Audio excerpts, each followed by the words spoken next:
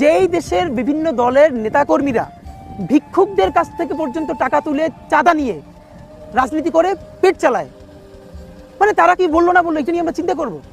ভিক্ষুকের কাছ থেকে টাকা নেওয়া হয়। আপনি জানেন যে একটা এলাকায় কোন কোন মসজিদে কারা কারা ভিক্ষা করবে সিন্ডিকেট আছে, আমি আপনাকে বলি, আপনারা চাইলে এর উপরে তদন্ত করতে পারেন, ইনভেস্টিগেশন ডিবেট করতে পারেন, এবং কোন কোন মসজিদে ভিক্ষা বেশি দেওয়া হয় সেইখানে কোন টিম যাবে সেটার উপরে ওখানকার পলিটিক্যাল লিডাররা কানেক্টেড হয়, যারা ছেঁচড়া টাইপের লিডার, এবং একটা অ্যামাউন্ট তাদেরকে দিতে হয়, আপনি ওখানে ভিক্ষায় দাঁড়াইতে পারে না। আপনার সাথে চাঁদাবাজি না করে আপনার অস্ত্র ঠেকাইয়া দেখেন, আমরা যখন সবজিওয়ালাদের সাথে কথা বলি তখন আমরা টের পাই যে এই লোকটা আগে 200 টাকা চাঁদা দিত, এখন তার 400 টাকা চাঁদা দেওয়া লাগে।